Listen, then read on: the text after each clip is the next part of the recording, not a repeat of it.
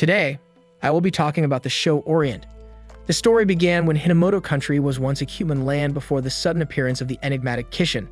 Most of the famous war generals fell one after another, but among them, some continued to struggle against the dominance of Kishin, and they are known as the Band of Bushi. 150 years after the incident, the concepts and beliefs of the people of Hinamoto had changed that Bushi were the monsters who dominated their country through violence and social inequality, while Kishin has been saving them for the past years. Meanwhile, in this country, our main protagonist Musashi knows the truth about the Kishin and always wants to become a Bushi, but due to this wrong perception, he cannot tell anyone about his true intentions and keeps studying in the school of miners who will be serving Oni for their whole life. Then there is a flashback of Musashi when he was a kid and used to train with his friend Kajiro Kaimaki. While they were training, Kajiro's father, Jisai Kaimaki, who was a Bushi, called for them and told them the real story of Oni and Bushi, which inspired Musashi and Kajiro, and they promised to become Bushi. Back in the present, after school, Musashi goes to meet Kajiro and tells him to get ready to leave the town as tomorrow is the graduating class ceremony, and he is afraid that he might end up becoming a miner, but being treated as trash for being a Bushi's child. Kajiro does not want Musashi to be treated like him and pretends that he does not believe Musashi and his father's wrong perception. The following day, after the graduating ceremony, as Musashi and his friends pass through the Oni gate to meet their lords, they see some giant monsters eating some miners and are treated as slaves. Watching this, Musashi attacks an Oni using a simple pickaxe as he does not bring his axe with him. But when he has difficulty fighting with Oni, Kajiro suddenly arrives with Musashi's pickaxe to help him, and they start fighting with Oni. Suddenly, Oni's boss Kishin arrives there for a meal, while Musashi and Kajiro rush toward to kill him. As they approach there, they find a small Kishin. Musashi attacks it and cuts half from his belly. But Kishin regenerates and transforms into his original state after eating some rocks. Kishin strikes Kajiro and tries to capture his katana, but Kajiro is persistent in not letting him his katana and remembers his memories of his father telling him that a katana is a Bushi's pride. When Kishin eats Kajiro's katana, he becomes mad but cannot do anything about it.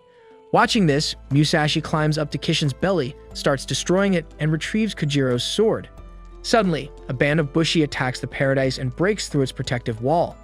The band leader comes up to Musashi and Kajiro and tells them to leave the place for safety. But Musashi is persistent in achieving his first achievement by killing the Kishin.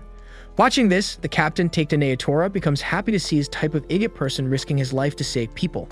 He then orders his men to prepare for the crane wings in the blue sky. On the other hand, Musashi is attacking Kishin on his own, risking his life. Suddenly, a light rope grabs Musashi and carries him to the Bushi's captain. Musashi gets upset with the captain for stopping him from achieving his first. The captain scolds him for being reckless and shows him what it takes to defeat a Kishin. But Musashi does not listen to him and rushes to attack Kishin after freeing him from the ropes. On the other hand, crane wings in the blue sky are ready to attack the core horn to defeat Kishin, but Musashi is persistent in killing the Kashin that he strikes the ground to imbalance the Kishin so that crane wings cannot kill Kashin. As a result, crane wings miss their target. Musashi rushes towards Kashin to hunt down his horn, but when he strikes the horn, his pickaxe breaks into pieces.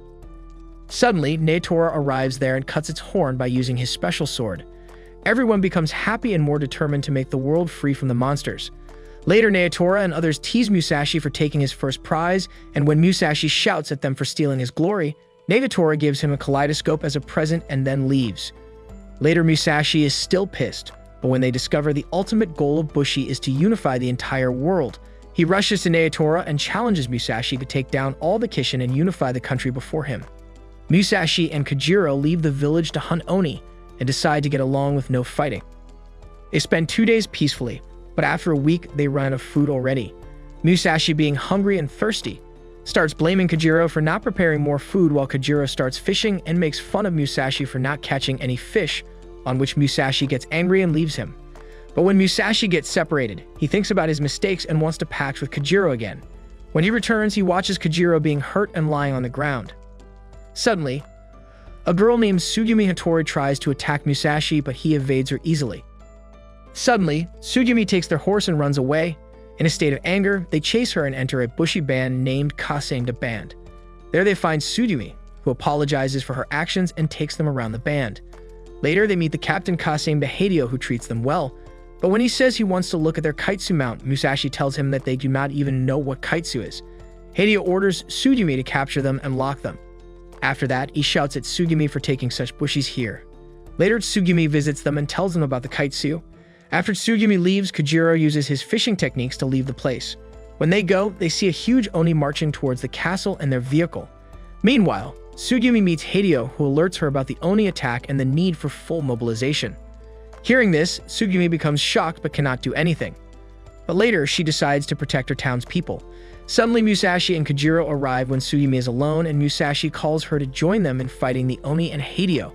Later, Tsugumi has to defeat Hideo to save his people, as Hideo wants his people to fight against Oni. After a furious fight between them, Tsugumi successfully defeats Hideo, and Musashi saves her from Oni when it destroys the Bushi's castle. After the fight, some villagers request Musashi and Kojiro to take Tsugumi away from the castle to save her from Hideo. Tsugumi refuses at first, but when the villagers insist on her leaving for her good, she decides to leave the place. Tsugumi asks Musashi if she can come along with him. When Musashi agrees to her request, she becomes happy and goes to prepare for the journey. During their journey, while Kojiro and Tsugumi are sleeping, an Oni appears before Musashi and tries to eat Kojiro's sword. To prevent him from eating it, Musashi runs after him and reaches a plain ground where he sees a man named Shiro and Yukai and a lot of swords on the ground. When Musashi becomes surprised to see Shiro and several swords, Shiro tells him that he can borrow one to kill Oni. When Oni is about to eat the sword, Musashi, with the new Kaitsu blade, emerges a tremendous amount of energy and kills Oni. Later, when Tsugumi and Kojiro approach Musashi Shiro, his assistant Nano Inuzaka vanishes. During the day, when the group arrive in a town to get Kaitsu's sword, they first go into the restaurant where they encounter a Bushi from another band. He asks them the name of their band and invites Tsugumi into his band. Later, as he leaves, they wonder if they should have a band name, and for this, they should have a captain first. Musashi makes Kojiro the captain as he does not have the family name, and all of the bands have the family name of their captains. Later, they meet the head of the Ryuzoji band named Asafu Mitsuru, who instructs them to choose their Kaitsu sword from the auction. And when a person touches the sword, he has to pass the sword trial, and he can sue the sword after that. Kojiro passes the test, but Musashi cannot because his soul color is black and forsaken. Musashi tries several times, but when he fails again, he becomes depressed and remembers that he has done it with Shiro's sword. Suddenly, Shiro appears there and shows Musashi the black stones embedded in his chest, representing that he cannot use Kaitsu's sword. But he tells Musashi that he can use Kaitsu's sword by becoming one.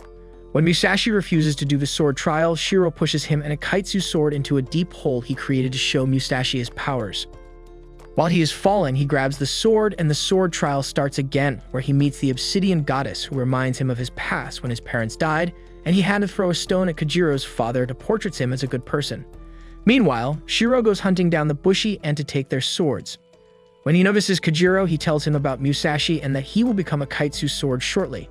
Kojiro becomes shocked to know, but on the other hand, when Musashi turns into stone, Shiro's assistant Nano lifts him and becomes surprised to see that, luckily, Musashi is still alive and now he can wield a Kaitsu sword. Musashi hurriedly rushes towards Shiro to save his friends. As Musashi arrives there, Nano also arrives there, surprising Shiro. Later, Shiro orders Nano to kill Musashi. Musashi and others form a plan to defeat Nano, and luckily, they successfully break her one of her 7 swords. Watching this, Shiro becomes annoyed and decides to fight them on his own. He uses his unique move blade ring, and because of that, a large light cube later encloses the whole space. Shiro flips the cube after that, sending a lot of Bushi flying, while Musashi and the others manage to hold themselves with their swords. Suddenly, Shiro slams the ground, causing everyone to start falling. As Musashi falls, the time stops, and the obsidian goddess takes control over Musashi's body to defeat Shiro. The obsidian goddess takes powers from everyone, and with her one attack, she clears the sky and vanishes the enemy. But Shiro and Nano successfully escape with the help of Shiro's powerful technique. On the other hand, everyone becomes happy and thankful to Musashi for saving them from Shiro. Following that night, Musashi requests Mitsuru for another sword auction for him. And the following day, when Musashi tries again, he successfully wields a Kaitsu sword, and this time, he gets his soul color red, which is very rare and powerful compared to others. Later that day, Kojiro buys a map and starts their journey again.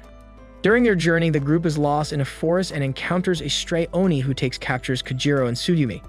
When Musashi helps them and defeats Oni, he notices another person captured by Oni who appears to be the princess and the head of Sarwatari Bushi, named Mikairu.